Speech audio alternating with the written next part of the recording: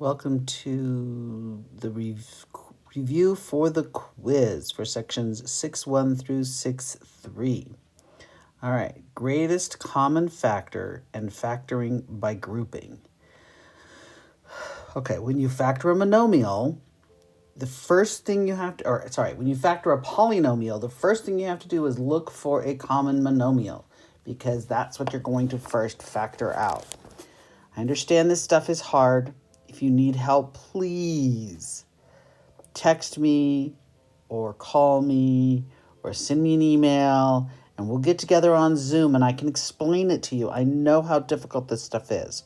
So please, if you're struggling, let me know. I don't want you to struggle. You can do this. I just need to be able to help you. So call me or text me and let me know. All right, factoring a monomial. Determine the greatest common factor of all the terms in the polynomial and factor it out. Express each term as the product and then factor that out. Okay, factoring by grouping. Determine whether there are any factors common to all four terms. That's your monomial.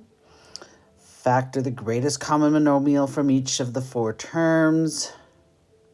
I accidentally hit the button. If necessary, arrange the four terms so the first two terms have a common factor.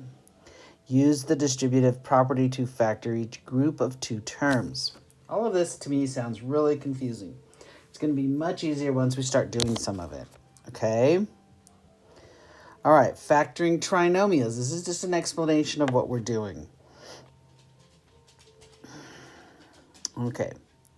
Factoring trinomials of the form ax squared plus bx plus c, where a is 1. So this is no leading coefficient.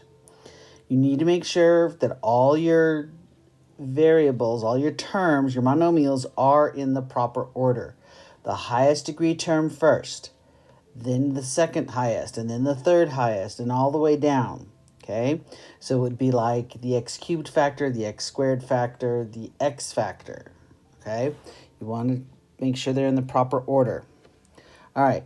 First, enter x as the first term of each factor once you're going to factor this.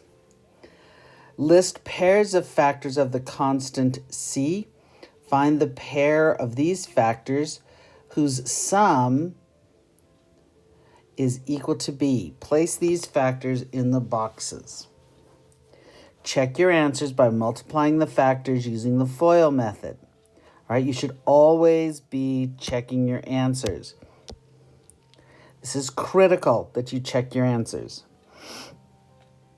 Now, you should be obtaining a trinomial after you multiply them, after you check them. If none of the possible factors of c, including negatives, add to give you b, then the trinomial is considered to be prime. All right, use the trial and error or factor by grouping. These are the trial and error methods. Method 1. And factoring by grouping is method 2. All right, now what we're going to do is go through and do a bunch, and that's I think you're really going to start to understand better. All right, which method should you use with each problem below and why? And then we're going to do them, okay? Right, so let's see. I'm going to factor out a common monomial. I have an x to the 5th and an x to the 4th. So they're both, I'm still on highlight. There we go. So x to the 5th is x times x to the 4th. And x to the 4th is 1 times x to the 4th. That means I can factor out the x to the 4th, leaving behind the x and the 1. Okay? Now, here, I'm first looking for a common monomial. I don't see any common monomial. There's no number they have in common, nor a degree of x that they have in common. So, now I have to do it the traditional method here. We're going to do this and this. Those are our parentheses. We put an x in the beginning. We want factors. Now, this is important that you understand what we're doing. Factors of 18 that subtract to equal 7. Okay, so let's see. Factors of 18 are 2 and 9, 18 and 1, 3 and 6. Now, the only ones that subtract to 7 would be 2 and 9. So I put the 2 and I put the 9. Now, I need to know how to set up my signs, the pluses or minuses, my operations. So my largest has to have that sign. So 9 is my largest. So it's going to be a plus, which makes the two negative. Now, if I'm going to FOIL these to check myself, I have x squared. I have plus 9x minus 2x. This is just FOIL, minus 18. These will add to 7x. And yes, I have my final answer, the original answer. All right, let's look at C. All right, I've got lots of x's and y's. So I have to look through here. What's my smallest x? Well, they're all x squareds, so I can pull that out. I look at my y's, and the smallest y I have is just a single y. So if I pull those out, when I pull them out of this one, the first term, I'm left with a y squared. When I pull them out of the second one, I'm left with a minus y. And when I pull them out of the third term, I'm left with a plus 1. I need that placeholder. If I don't have a placeholder there, if I try to reconstitute this thing by multiplying, distributing that x squared y in, I don't have a third term. I'd have nothing. So it doesn't leave behind 0. It actually leaves behind a 1. Right? Remember, there's a 1 here that we just don't write down. All right, so now to check this, that's going to be x squared y cubed minus x squared y squared plus x squared y. And sure enough, that's what I had to begin with. All right. Again, I don't see any common monomial. So the only thing I can do is parentheses with an x. And I need factors of 4 that add to 2.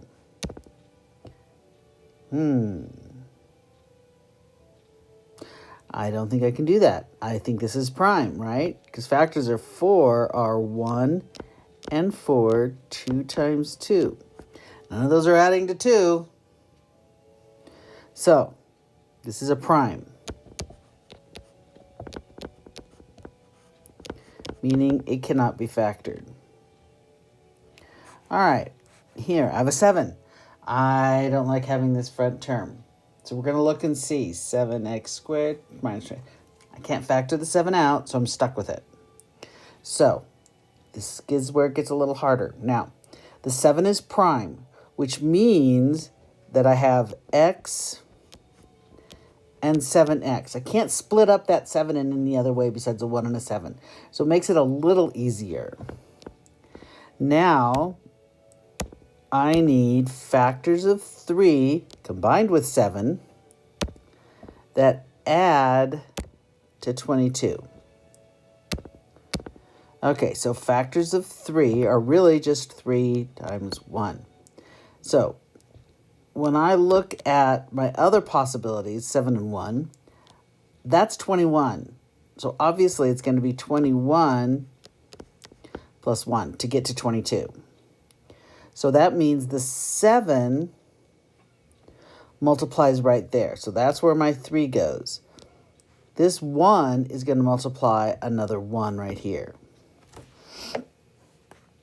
Okay, now, since it's a plus, they're both the same sign. And the sign that they are is a minus. So I have a minus here and a minus here. So now I'm going to FOIL this to make sure I was right. I've got 7x squared minus x minus 21x plus 3. And sure enough, that's going to be 7x squared minus 22x plus 3. So that's correct. So I'm going to rewrite it all in one color. X minus 3, 7x minus 1. Oops, that's an x, believe it or not. That is my final answer. All right, now we're going to look at F.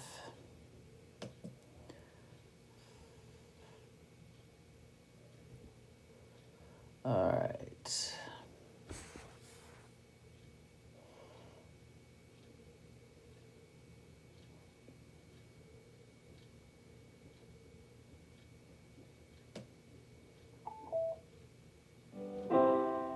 Sorry, I like having a little bit of background music, but it went off on me.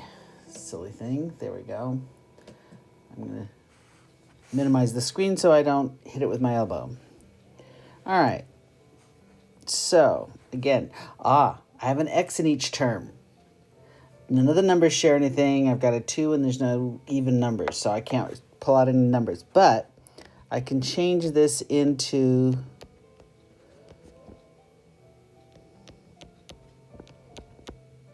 a trinomial I know how to factor. So again, don't forget that that x is there. It's going to come along for the ride, but it's got to be there. I've got a 2x because 2 is prime. I can keep it in there, makes life easier.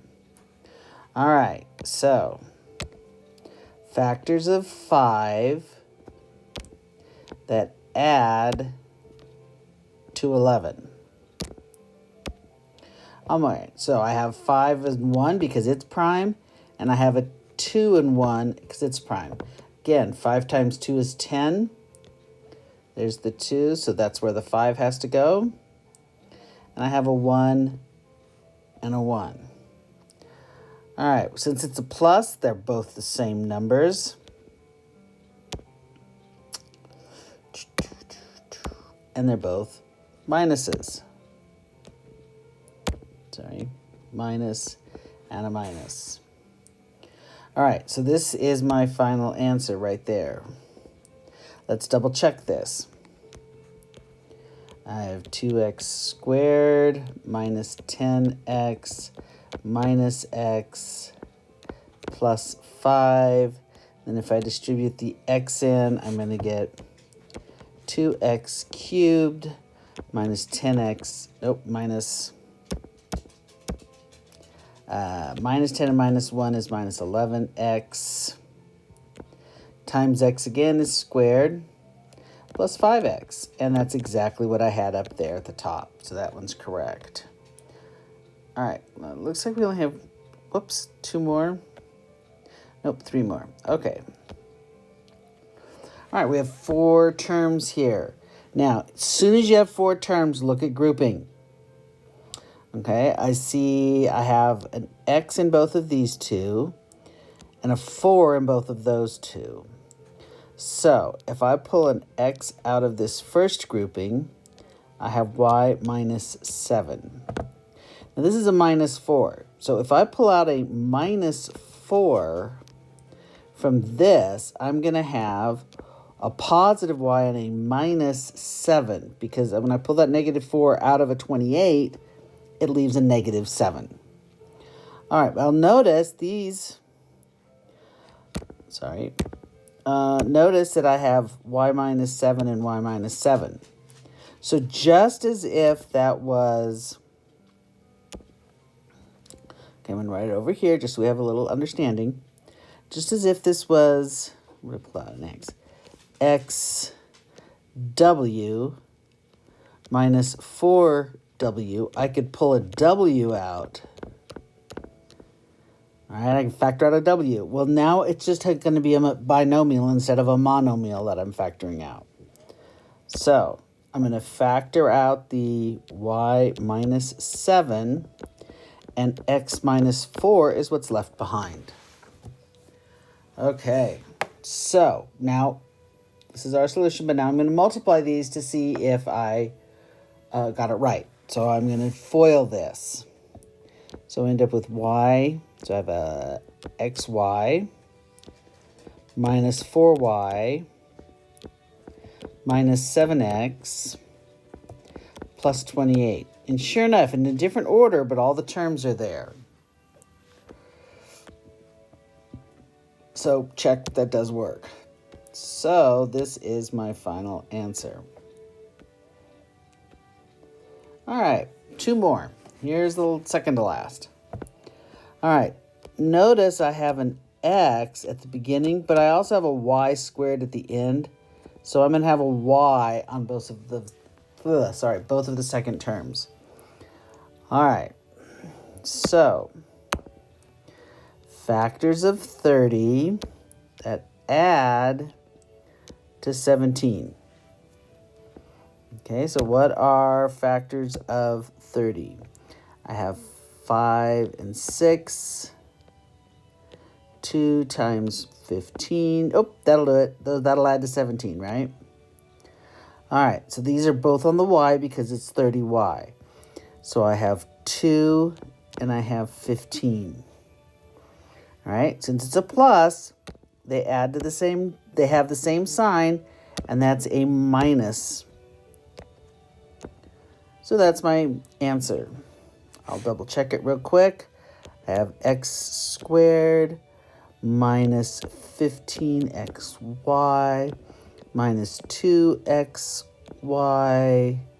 plus 30y squared. Those add up to a minus 17xy.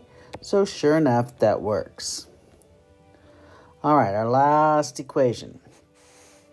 I don't think anything in common. Both the first 2 terms have 25s, but that's just 5 times 5, and 14 doesn't have any 5s. So I can't pull anything out here. All right? But with the 5 times 5, I'm going to just check 5x, 5x. Okay. Now, factors of what I'm looking for. Okay, the best way to look at this is if I take a 5 out of this term. It's the green one.